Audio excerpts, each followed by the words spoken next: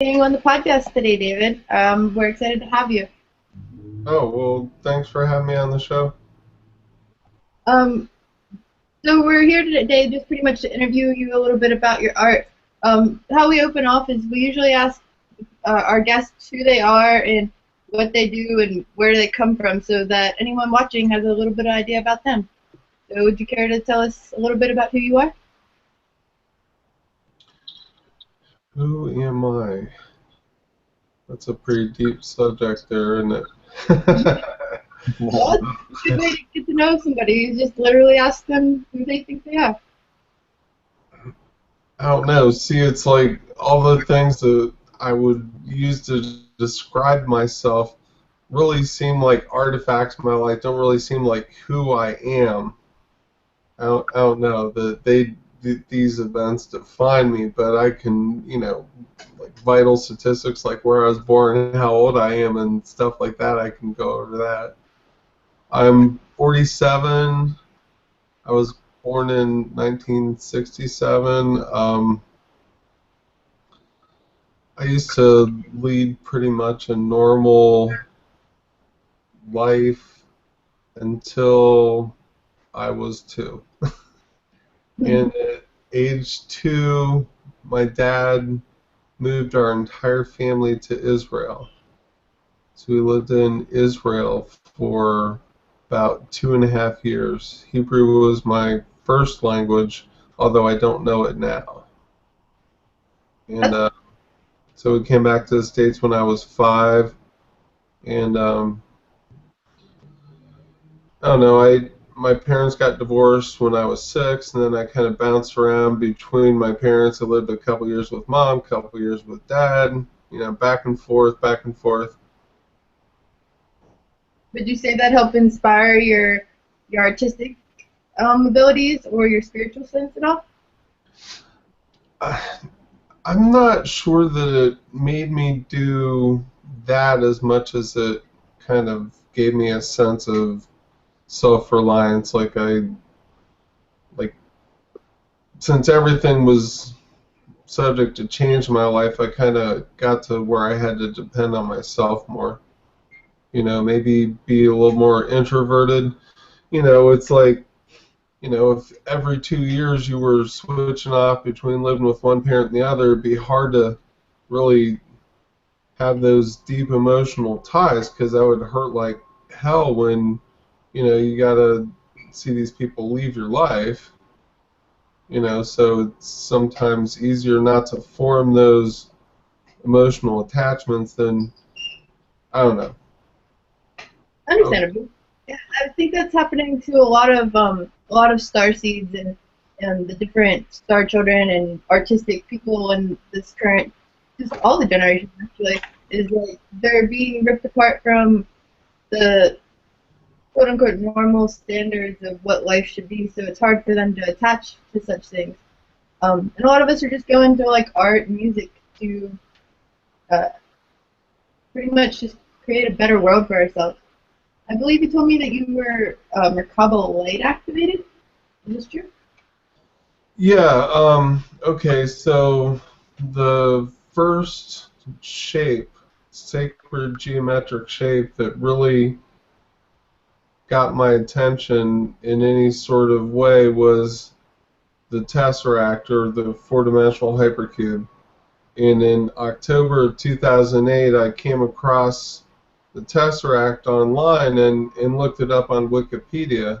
And then there was this one projection of the tesseract that had two eight-pointed stars in it, called an orthographic projection, that I like fell in love with and decided I had to turn it into a wearable shape. It's like, I didn't know how, I just knew I had to turn it into a wearable shape. Then I came across a gentleman's website that was a mathematician and dabbled in lost wax casting, and he had actually made a tesseract pendant for his wife. I asked him if he would send me detailed pictures of the front and back of it, which he did, and then I was able to get one computer made by a place in Michigan in 2009. And so in February 2009, I received this piece from this jeweler in Michigan, and when I opened the box, like instantly there was energy coming off of this shape, and that was completely unexpected. I mean, it was like the first shape I'd ever had made, and it was like all of a sudden there was this energy pulsing off of it, and so I didn't quite know what to make of that. Energy a little more, like how you felt it, or just how you felt such a resonation with that. Like you said, you had it created and sent to you, like in a 3D form. So when you picked it up, did you feel that, or just like? Just as soon as I opened the box and put it in my hand, I felt this energy, like a jolt of energy flowing from it. It was just like, wow. It was powerful.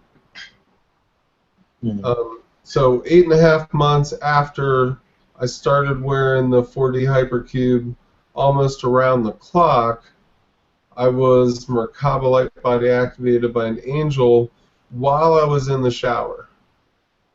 Nice.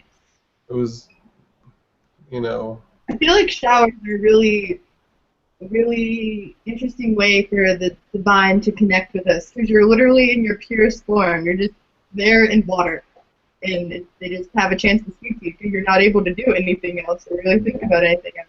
It's when you cleanse too. So it's like the perfect time for an angel to come touch you like that.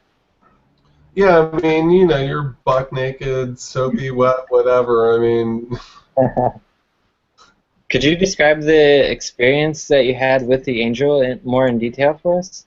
Okay, so she said exactly 6 words, and then she touched me on my spine in the middle of my back.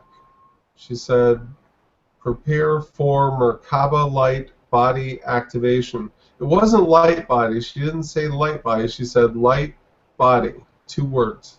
So it was 6 words total. Prepare for Merkabah Light Body activation. So I'm standing there in the shower, and I'm not normally having conversations with angels. This isn't like a common occurrence for me or anything. I'm like kind of looking, turning around like, who the hell is in the shower with me? And then all of a sudden this angel touched me on my spine right between my shoulder blades, like right over my heart chakra on my spine. And when she did that, it like did something incredible to me. I can't even describe it. It was just like, you know, imagine Neo like all of a sudden waking up with these hoses popping off of him and he's in a bathtub full of pink snot. It was kind of like that. It was kind of like, holy shit. You know, it was like she kind of like partially unplugged me. I don't know how else to put it. It was like all this... Third eye gear. Say what? You just really opened that third eye and light experience for you. Well, it was really more of like a heart-centered awakening. I mean, it was like she did something with my heart chakra on the back when she touched me. And then, like instantaneously, I had like these insights about my life that were like really profound, like that, you know, my pursuits in life were all very selfish and self-centered and not really serving my highest good, you know, that like materialism as a be-all, end-all, end of itself wasn't really the reason I was put here on earth. You know, to earn as much money as I could and spend as much money as I could and live the American dream. That's not why I was put here. It's not why I came down. That's not why I stood in line and took my ticket on the wheel of life again, you know. It's good that you are awakened to that, because there's a lot of people that are just now like going through the awakening process, and you're able to fluently explain your story, and that's just beneficial to the whole consciousness when people are able to tell, hey, I know when I was activated, I know what helped me change my world. You need to wake up to these signs too, and don't be afraid of them. Don't pretend that they're not happening to you. So it's really exciting to hear your story be shared. Well, the light body activation was probably the most profound single event that happened in my life. I mean, I don't know, it was really unique. And you know, it's kind of weird because like I've been around in the metaphysical community and gone, to all sorts of gatherings and stuff, and you know, people will be like, "So what's your story?" And I'll tell them, and I'll like ask, like, "Have you ever been Merkabah Light Body activated by an angel?" And they, like no one says yes. It's like, so it feels like really, really unique. It's like kind of like, okay, imagine that you were a unicorn in a fine field of horses, and you're looking for, another unicorn, and it's like, holy shit, am I the only person that this has happened to, or what? It's kind of like a crazy feeling. I would say I've had such a similar experience with the Kundalini awakening, and I enjoy the fact that you describe it and you describe in detail that it was specifically an angel. My experience, I didn't have any sort of feeling like it was anything, maybe just like a star. But do you know what the name of the angel was, or do you remember? I don't, but a friend of mine that is like really gifted psychically says that she's wears a white robe and has long blonde wavy hair. That's about all I know about her. But she's talked to me twice, like when she Merkabah Light Body activated me. That was in 2009. About 6 months ago, she same exact voice, light, crisp, clear, angelic female voice. She woke me up at exactly 9 in the morning, and I could hear her voice in my head, and she's like, "David, are you still asleep? It's time to wake up." Now, I don't believe that she was talking about me being a lazy button staying in bed. I think it was more like full spiritual awakening. I think that that's more what she was going for when she said it's time to wake up. Are you familiar with Archangel Ariel? I'm not. I think that you would benefit from looking into that a little bit. When you describe her as with long, like blonde, flowy hair, it represents Ariel and confidence and the strength to wake up and be awakened. And she just seems like someone that's just calling out to your energy. Yeah, Archangel Ariel sounds like a. I can do something. And for anyone else that's interested, Archangel Ariel is just a really good archangel for going through such processes. And there's many other ones like Raphael and Michael as well that it could have been, but your description just sounded to connect with that so well. Mm-hmm. Yeah. So you create the jewelry out of these symbols that you've been meditating on, or you've just been receiving? You say that they're like commissioned by them? Some of them I've like had dreams about them, and some of them were like just a conscious decision to redo a set of shapes in my own way. Like, I saw how other people had made platonic solids, but I didn't like the way anyone else made the platonic solids, because in my mind's eye, the wires should have a shape. They shouldn't be just completely round. And, then I made, other shapes like the crystalline light body shapes, and, the sacred geometry, I really think, is helped to awaken me. I don't claim to be fully awakened. I don't think it's a discrete process where one day you just like wake up and you're awakened and you never like go back into the illusion. It's kind of like a process of waking up, falling a little bit back to sleep, waking up, falling a little bit back to sleep. And then, eventually you hope to spend more time in an awakened state than in the asleep state. The Yeah. sacred geometry, to me, is something that I can use to help keep me in the awakened state because it helps with your vibration. Yeah. And I see some of your pieces here on the website. I'm sharing it so everybody else can see too. And Okay, they look so beautiful. you're on my Shapeways store. Yeah. Okay. Yeah, I mean, feel free to ask me any questions about any of those shapes. Yeah. I'm looking so good. I was just gonna ask him if you had a favorite one that he Uh, wanted to speak about. Well, probably my favorite of all of them would have to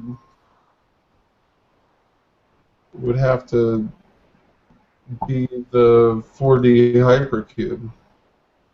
That's the shape that woke me up. I mean, I really do believe that got me vibrating at a really high rate.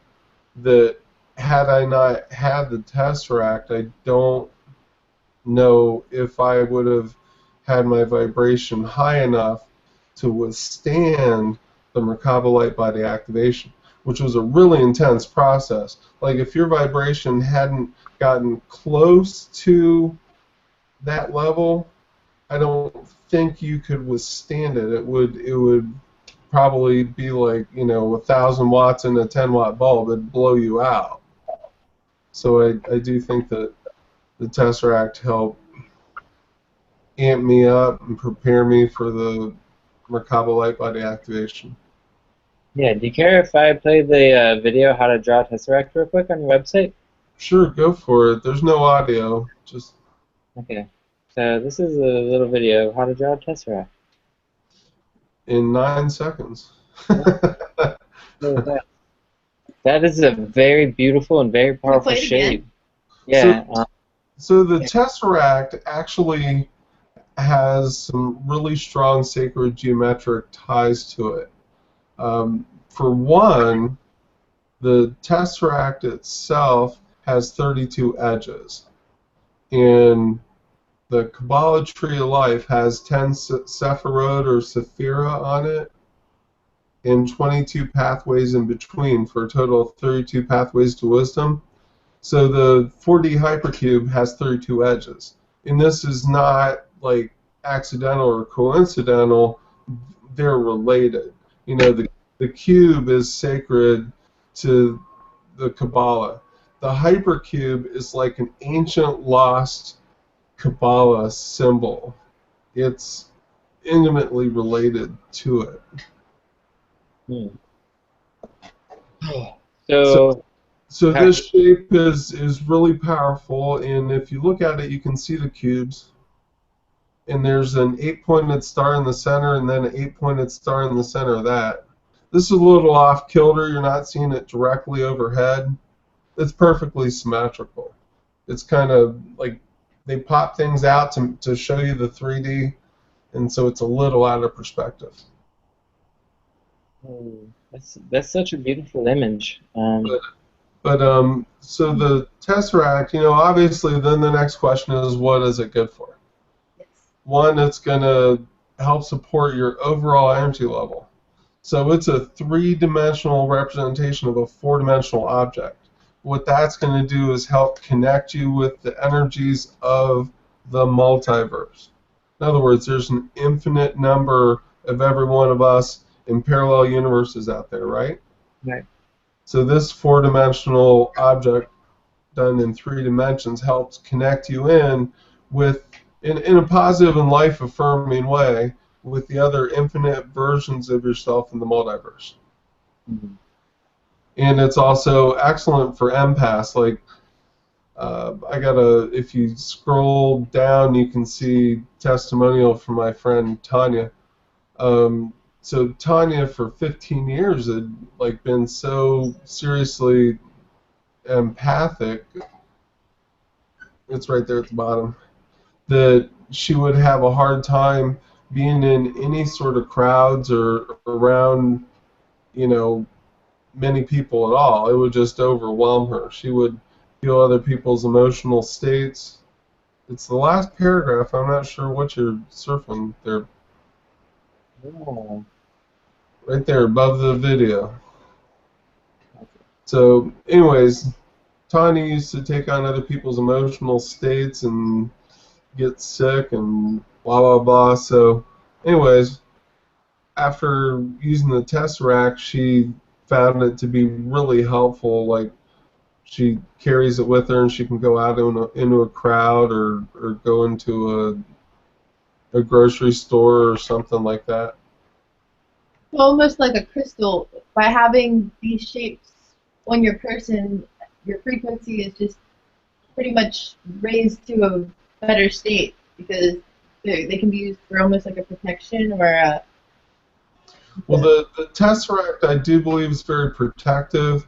If you look at the Seals of Solomon, Yeah, I just...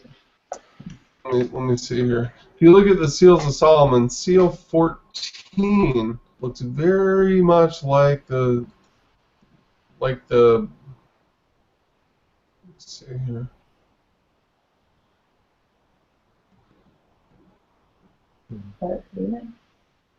Okay, look at figure 31 here. Give me just a second here.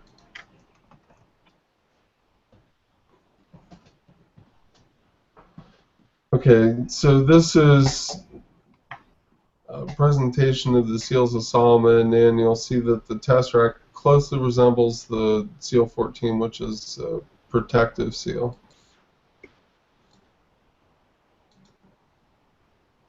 It's on page 69.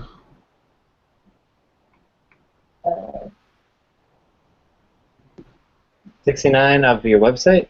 No, of the link I just sent you guys in Google Hangouts. We're on your website surfing around. Oh. Okay. So on page 69,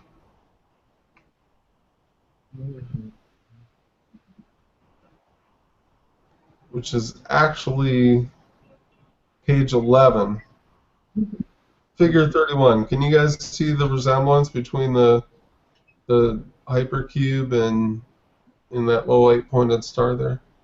Yeah. Yeah. So I do believe it has some protective. I like the Scorpio or something. Yeah.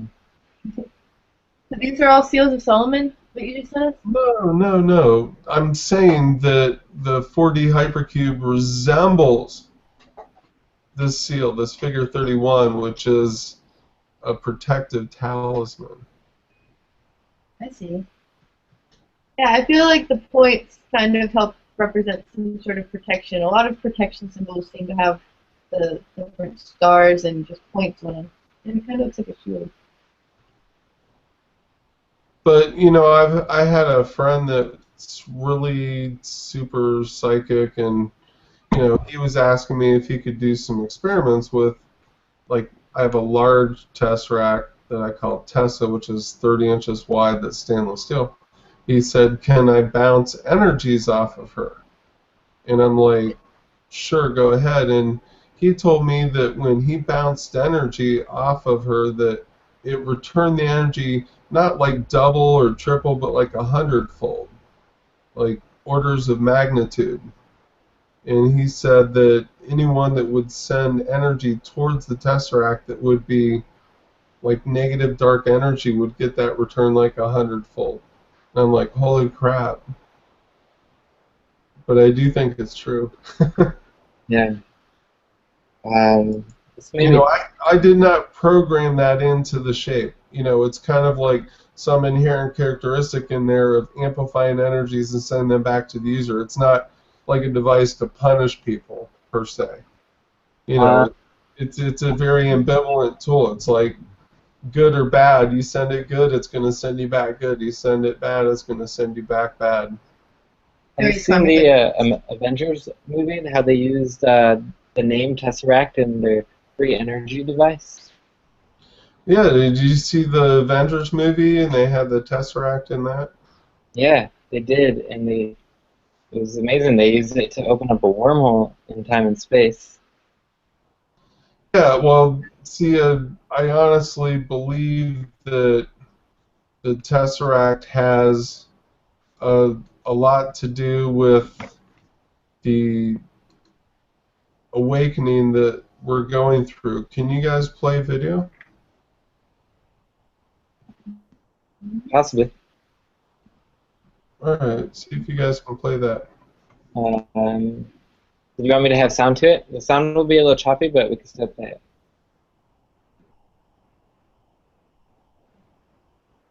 Our mirror image through the hypercube, revealed through inner perception, we may fall backwards within ourselves before this universe's own inception. The light may fade and wither weary atop a cosmic funeral dreary, a faint and flicker human path to look beyond the Tesseract. Transformers, more than meets the eye. Indeed. The Allspark, a life-creating Messiah cube, makes a crash landing into Antarctica. This savior-like Optimus Prime, whose name implies the mathematics of cube geometry, needs to get to the life-giving cube of power before Megatron, or as I will explain, Metatron. His plan is to martyr himself by putting the cube inside of his chest and then self-destructing it if he is unsuccessful at defeating Megatron. He is Optimus Cosmic Christ Prime trying to save humanity from evil, a motif that is saturated in media aimed at children, to further the myth of Christianity and to aid in an entire new generation of religious brainwashing.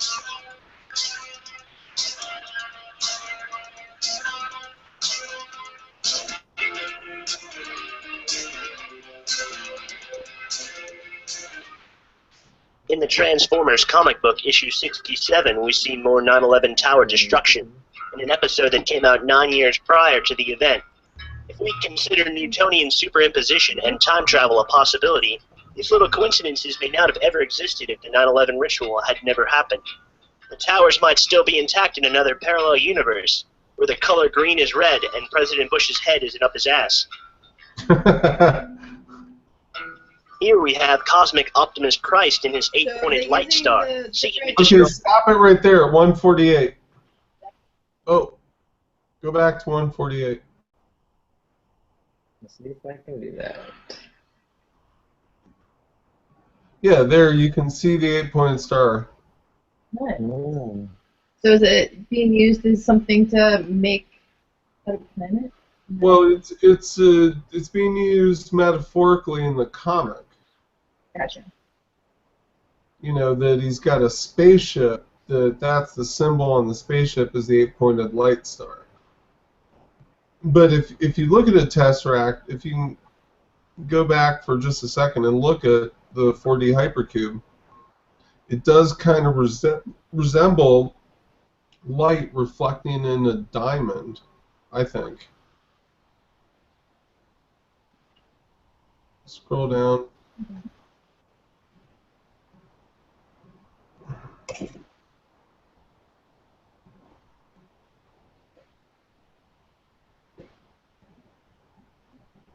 Click on home. We're not in the right section. While he finds that, can you just basically explain to us maybe what some more of the basic sacred geometry symbols are for some of our viewers? Okay, so the basic sacred geometry symbols are the Platonic solids, which include the cube, the octahedron, the tetrahedron, the icosahedron, and the dodecahedron. Now, I believe that those are just slightly incomplete. If you add an Archimedean solid called the vector equilibrium to the 5 Platonic solids, you get what I refer to as the Metatronic solids, which is 6 solids. But one of them's an Archimedean solid.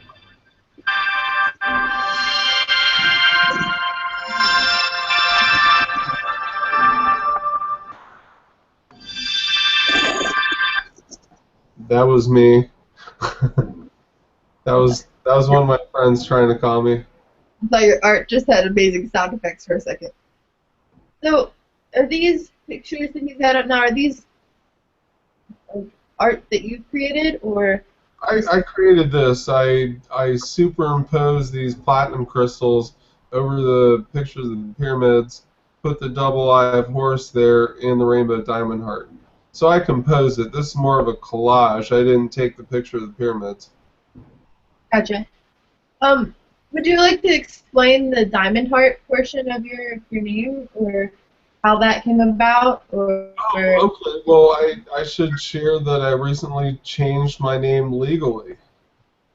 And, I don't think of myself in any way as a victim, so when something happens, I kind of figure it's supposed to happen. So back in August, uh, Facebook basically said change your name. They wanted me to change my name back to my legal name.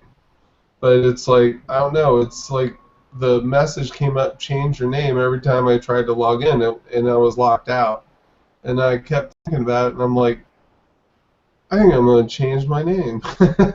So I legally changed my name and got that done October 30th. I'm actually surprised Facebook hasn't changed my name yet. I've So actually. anyways, Go ahead. David is my first name. And you want to know about the Diamond Heart and the Dreamwalker? Correct. Yes. Okay, so in this one dream, I'm at a party, and an angel hands me a symbol scratched on a piece of paper, and it shows an infinity sign with 4 hearts with diamonds capped on top of them like little crowns. And he hands me this card and says, "This is for you. This is a symbol from your angels and guides." And I'm like, whoa. And so that's where I got the Diamond Heart from. And then in a lucid dream, I was at an outdoor cafe having coffee with an angel, and I looked over at her while we were drinking coffee, and I say, "What am I? Not who am I, but what am I?" And she doesn't skip a beat. She looks right back at me and says, "You're the Dreamwalker." And then I woke up right after she told me I'm the Dreamwalker. So that's where Dreamwalker came from. And now it's legal. So, to me that's about walking in authenticity, being the same person on Facebook that I am in real life, instead of being under some fake assumed name. Did you think you're being able to walk through your dreams, or that you're creating your dreams into reality? I really think it's kind of metaphorical for the fact that we're like in a world that is a dream within a dream, like Edgar Allan Poe said. All we see and seem is but a dream within a dream. So we're all dreamers. So if I come into your reality bubble, I've walked into your dream. I'm not sure if that makes sense or if that's too No, it esoteric. does. With all the bubbles for the sacred geometry figure that's on your page, and I was just thinking of like each person is one of those bubbles, and they're all connected. And if you could think of each soul or each person's connection as one of those circles, and just how they make the bigger picture, that's pretty much what we're doing in the reality realm. Yeah, so right now on the screen here we got what I call the geometric flower of life, although it's cut off in this Google thing. I'm not sure why. Yeah. But there it is. So the geometric flower of life is made from a grid of 37 modified Metatron's cubes. So the geometric flower life is much more powerful than a flower life that's just made from interlocking rings. This has a much higher vibration to it. It's much more powerful. I like the color being represented in the background of it to create the full circle. Yeah, like I say, this was, sacred geometry dream channeled. Like I had dreams about this. Like, you know, at first I didn't even realize what I was being asked to build. I just knew that I was supposed to connect them together, and then I noticed when I connected them like this, that it created this grid, that almost an optical illusion, like the hexagons. If you kind of back away and defocus your eyes a little bit, the hexagons around the Metatron's cube start to look like circles. You following me on that? Mm-hmm. And so, yeah, this, you know, like the rings around the outside, I didn't realize I was doing a flower life. I didn't know until I actually had it done, and it was like, then I had the crystal in the middle that was just like 4 cubes on a side, and then I had a dream about, and it was like, you know, ring around the rosy, pocket full of posy, you know, like the little kids rhyme. Yeah. Now, did you start drawing these by hand, or did you just play with them in the computer? No, here's where, you know, it's kind of a strange thing, but I do not possess freehand art skills. Like, I absolutely don't have those. If I didn't do art on the computer, I don't know if I'd do it at all. It's which is kind of strange, but it's I'm just being honest. Like, I have this addiction to making perfectly symmetrical artwork, and I can't do that by hand. I can only do perfectly symmetrical artwork on the computer. And when it's perfectly symmetrical, it has a much higher vibration than if it's not perfectly symmetrical. Gotcha. Yeah, So I think the symmetrical stuff is really hard freehand, but it's important to raising the vibration. So being able to create art on a computer is a very important thing to our just being as a collective. That way we can see the images, because drawing those by hand, it would take a very long time. I think it's why it's so intriguing to us when people start seeing crop circles and different things, because we know we couldn't do these kind of things without some sort of devices to keep everything symmetrical.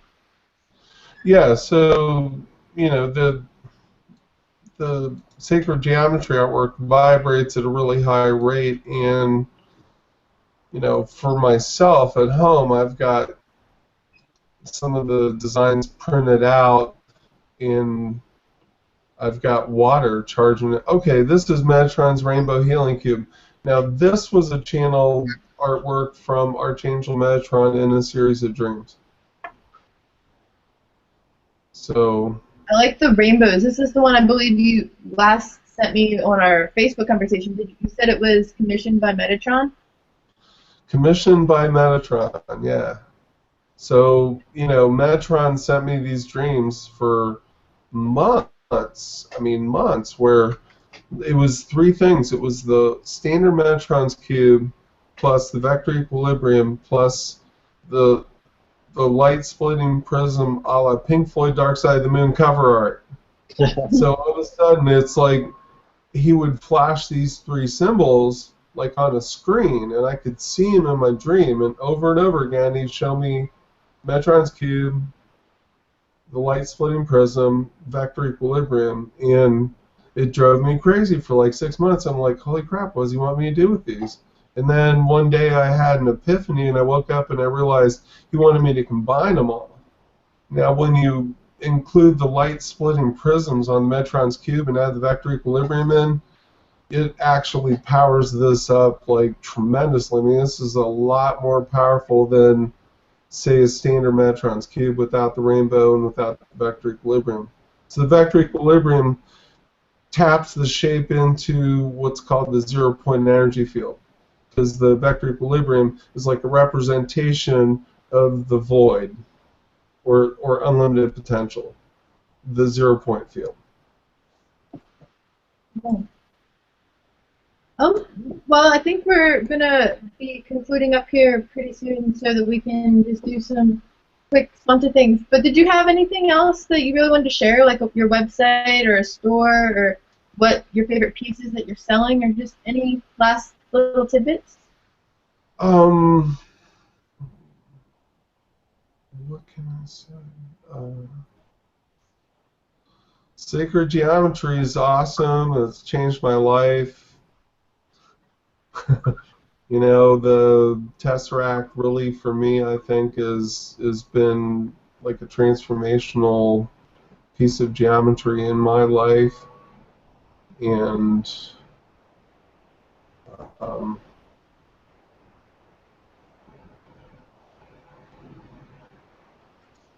you know, I hope you guys enjoy my artwork. I mean, a lot of it out there you can see for free. You know, I haven't like obscured it with these huge watermarks and stuff because I want people to know. For me, it's about the art, really. You know, it's about sharing the art. It's not necessarily about lining my pockets. You know, if people like my art enough, maybe they go buy a print or canvas or, you know, Your print. website is activation.com. I have basically Chakra Activation is like my main website, and then I've got places where I'm selling shapes, I'm selling graphical art, and you know, the one thing that I would recommend, I'm not sure if you can pick this up, but let's try this. Can you get this flash animation to work on your screen? Do you have a Windows operating system? Is it I'm on Chrome. this thing? Whoa, that's crazy. I think I can do it. Hold on. The Chakra Activation animated rainbow pinwheel? Yes. Can you see it spinning? Yes, sir. Okay, see if you can get that on a screenshot on the Hangout. So, sharing. No, not that one. Alright. That one's crazy though. It's going so fast on my computer right now. Where's the other one at? I got it. Okay. Metatron's Rainbow Healing Cube. Yeah, I'll get that out. Hang on 1 second. Screen sharing. Sorry. So then. I don't know if you guys will be able to see it spin. It's okay. So, anyways, this is Metatron's Rainbow Healing Cube, and so after Metatron sends me these dreams for like 6 months of these three shapes together, and I finally figure out he wants me to combine them. Then he sends me dreams of the Metatron's Rainbow Healing Cube and something that's spinning. Metatron's Rainbow Healing Cube, then a blender. Metatron's Rainbow Healing Cube, and then water going down the drain. Metatron's Rainbow Healing Cube, and then toilet flushing. Metatron's Rainbow Healing Cube, and then a hurricane. So it was like, you know, I guess I'm thick in the head, but it wasn't until he showed me a pinwheel. He showed me in my dream like a pinwheel, like a child's pinwheel, spinning in the wind, and I could see it in my dream spinning. So at the frame rate that this rotates, it actually spins at 8 rotations a second. It creates an optical illusion, and it creates 2 incredible vortices of energy. Can you feel the vortex of energy? Oh yeah. Yes, I do. So, you know, this is from Archangel Metatron. It's a gift for everyone. You know, it's like it's such a powerful healing tool. I couldn't charge for it. You know, it was just like, it's something from Metatron. Right. And are you able to support yourself through your art, or do you have a normal quote-unquote job or anything like that, or do you fully are able to express yourself through your artwork? I have some investments that provide residual income where I don't depend on my artwork to live, and I don't work for anyone else. I just think it's important for our viewers to know that people that get these messages don't have to be in certain standards of society or working a job or not working a job, or if they're able to support themselves, and it just gives people an opportunity to know that people do enjoy the support for their artwork. Because I know there's a lot of artists that are struggling right now. I mean, for me, it's like I don't struggle about it. I mean, I realize that marketing is probably a weak point for me, but I guess I trust the universe that the people that are attracted to and will benefit from art will find their way to it. Hmm. You know, like, I don't know, it's like owning a piece of my art probably is not for everyone. You know, it's like if someone's not at a certain vibrational level, they won't feel any attraction to it. Does that make sense? It's definitely for certain people. I think it's meant for everybody, but only certain people will appreciate it. Yeah, you know, it's like, um, you know, some of my shapes though are definitely revolutionary. Oh, like, can you go back to the Shapeways store for a second? What was it? Shapely split. You sent me a link to it? It's up at the top on the right.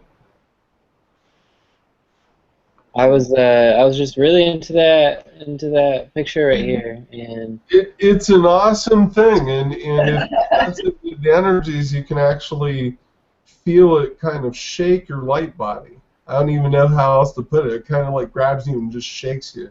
There are people that are in our chat room that are watching it, and they're just like, whoa.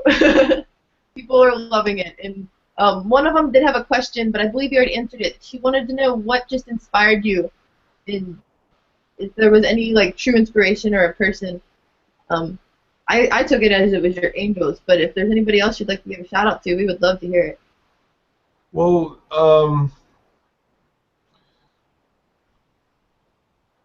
okay, I've been inspired by, like, you know, the platonic solids and the crystalline light body shapes. I mean, some of my inspiration has been to make these objects and make them perfect. Like, for instance, there's something called a stellated dodecahedron. It's one of the crystalline light body shapes. So, like, the platonic solids and the vector equilibrium would be like a level 1, or, you know, so to speak. The crystalline light body shapes are like a level 2. They're like, so like there's a dodecahedron, there's a stellated dodecahedron that, let me post the link here. There's a stellated dodecahedron, and now I've only seen the stellated dodecahedron executed in cut agate, and I didn't like it because, one, it was solid, and two, it wasn't quite perfect. And so, do you see the link over on the right side? I just chatted it to you.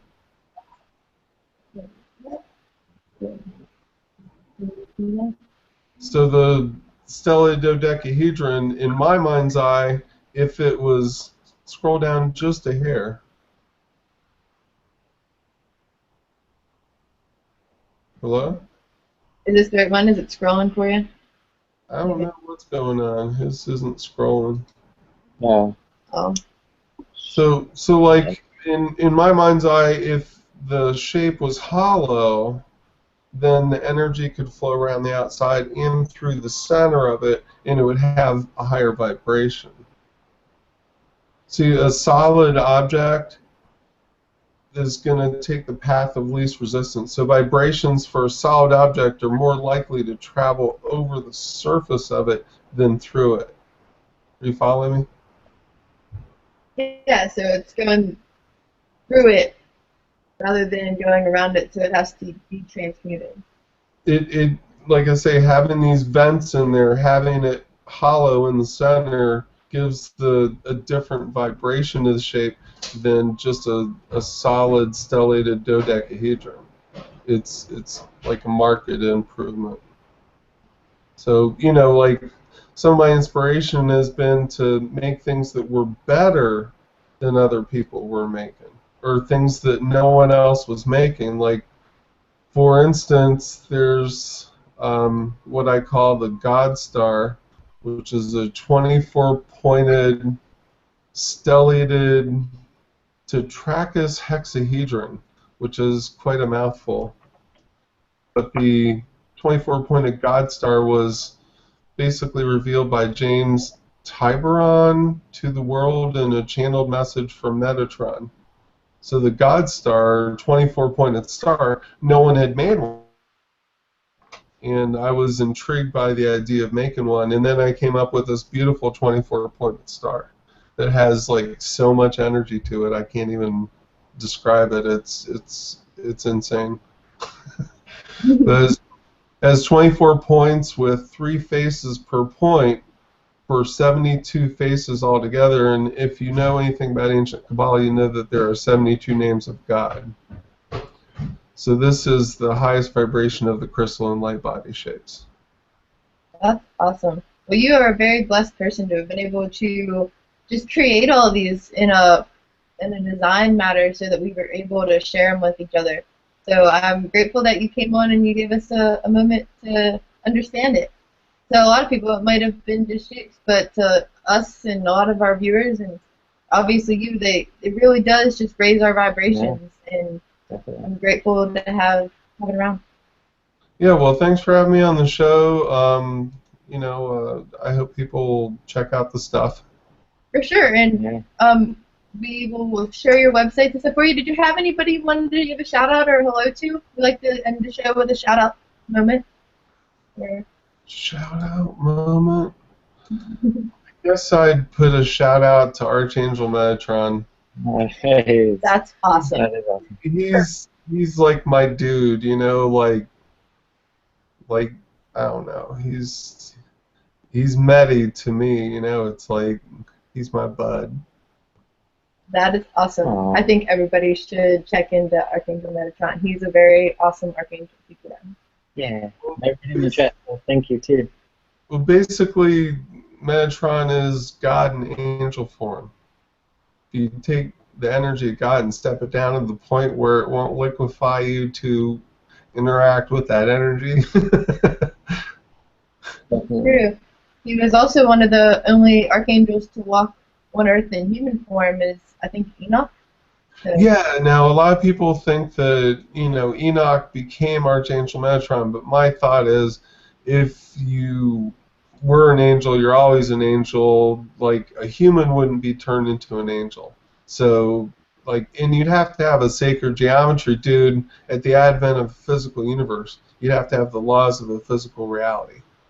I like that because I like to think that he's always been an archangel as well, and if he's able to, I don't know, I use the Merkabah as like a vehicle, and if he can use that, then he's probably able to time travel and just create himself in the physical realm, and maybe he's just among us every day in a physical way, and we don't even know it.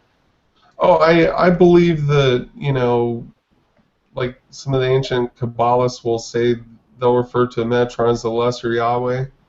So basically, Metatron would have all the powers of creation and destruction, save the power of destroying God.